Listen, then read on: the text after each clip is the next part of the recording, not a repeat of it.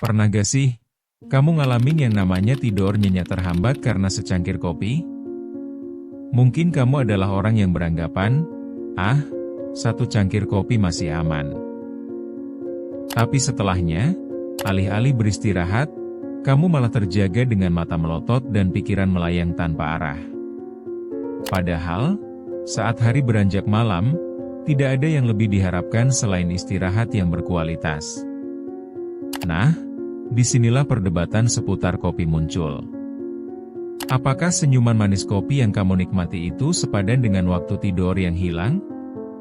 Mari kita telusuri lebih dalam penyebab di balik gangguan tidur ini, dimulai dari bagaimana kopi bereaksi dalam tubuh kita. Siap untuk membongkar mitos dan fakta menarik seputar minuman legendaris ini? Yuk, kita mulai dengan chapter pertama. Chapter 1, Mengapa satu cangkir berharga Kamis malam? Ngomong-ngomong soal kopi, mungkin kamu termasuk yang percaya diri bisa minum kapan saja ya? Ternyata, situasi ini tidak sejalan dengan kenyataan. Kopi mengandung kafein, zat yang terkenal dengan kemampuannya menjaga kita tetap terjaga. Saat masuk ke dalam tubuh, kafein mengganggu reseptor adenosin, yang seharusnya memberi sinyal kepada otak bahwa kita butuh tidur. Jadi, saat kamu mengira bisa tidur lelap setelah minum kopi, bisa dibilang itu adalah harapan kosong. Bayangkan, kamu seorang mahasiswa yang sudah begadang belajar, lalu, me time, dengan secangkir kopi di malam hari. Alih-alih tidur, yang ada malah otak kamu aktif merenungkan semua skripsi dan presentasi. Akhirnya, kamu malah menghabiskan malam dengan mata terbuka dan pikiran meluncur tak terkendali. Maka dari itu, keberadaan kopi di malam hari itu seperti peluru yang menembak tepat pada jam istirahat kamu dan menyisakan serangan berkelanjutan di kepala. Jadi, sebelum gelas kedua datang, perhatikan waktu dan buatlah keputusan yang lebih bijak, karena tidur itu investasi terbaik untuk kesehatan. Chapter 2, Kafein dan ritme sirkadian. Kalau kita bicara tentang tidur, tentunya gak jauh dari yang namanya ritme sirkadian. Ini adalah jam biologis tubuh yang bisa kamu anggap seperti manajer waktu yang mengatur kapan kita harus tidur dan bangun.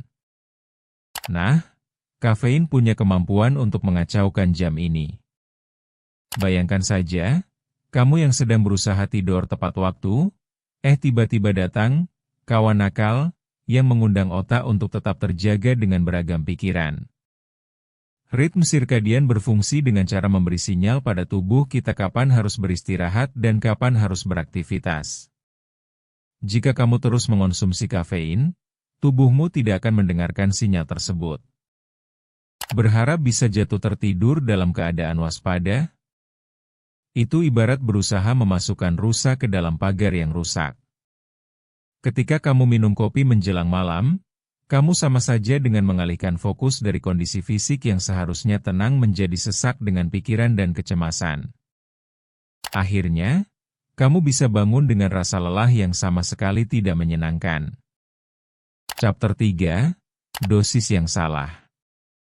Sangat penting untuk memperhatikan dosis kafein yang kamu konsumsi. Banyak orang suka minum kopi lebih dari satu cangkir, terutama saat kerja di shift malam atau revisi dosen dadakan. Saat ini terjadi, kamu tidak hanya mempengaruhi tidur, tapi juga kualitas tidur yang seharusnya. Seperti membeli tiket konser, kamu pasti ingin mendapatkan yang terbaik, bukan? Nah, coba pikirkan apakah kamu bersedia berkorban untuk mengorbankan janji tidur demi secangkir kopi yang terlalu berlebihan. Belum lagi, bukan cuma sekadar kopi yang mengandung kafein. Minuman lain, seperti teh dan soda, juga memiliki kandungan yang cukup signifikan. Jadi, jika kamu tidak berhati-hati, bahkan mungkin bisa melaksanakan maraton, minum kafein yang berujung pada malam tanpa tidur. Nah, pastikan kamu tahu batas seberapa banyak juxtaposisi antara kopi dan tidur tanpa menyebabkan gangguan.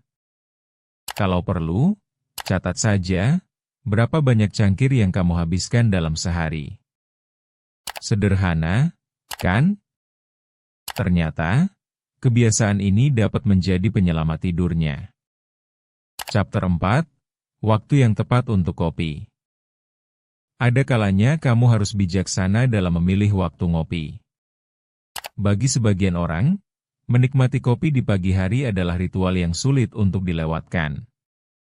Namun bagi yang menjalani hari panjang, ingatlah sejumlah waktu di mana konsumsi kafein dapat berpengaruh. Jika kita terlalu mendekati malam, pengaruhnya bisa sangat mengganggu. Misalnya, jika kamu meminum kopi setelah jam 3 sore, maka kamu mesti menerima konsekuensinya. Yang paling menyedihkan, setelah berjuang sepanjang malam, kamu akan menyadari bahwa satu tegukan kopi di sore hari telah membuatmu terjaga lebih dari yang seharusnya. Di sini, kesadaran sangatlah diperlukan untuk menata waktu minum kafemu, agar tidak berpengaruh negatif pada bioritme tidurmu. Jika kamu tidak menginginkan berputar di atas ranjang sampai pagi, maka pikirkan dengan matang kapan sebaiknya menikmati kopi. Chapter 5, Alternatif untuk menikmati kopi. Jadi, apa nih yang bisa dilakukan untuk tetap menikmati kopi tanpa mengganggu tidur? Yang pertama, konsumsi kopi lebih awal, ya. Kamu bisa membuat strategi dengan mengatur waktu ngopi di antara jam kerja, bukan saat menjelang malam. Yang kedua, pertimbangkan untuk memilih kopi decaf jika kamu ingin tetap menikmati rasa kopi tanpa efek kafein. Yang ketiga, jangan ragu untuk mengganti kopi dengan minuman herbal atau teh yang rendah kafein, seperti chamomile yang dapat menenangkan pikiran. Selain itu, memperhatikan pola makan secara keseluruhan pun bisa mendukung kualitas tidur. Jangan biarkan secangkir kopi merusak momen tidur pilihanmu.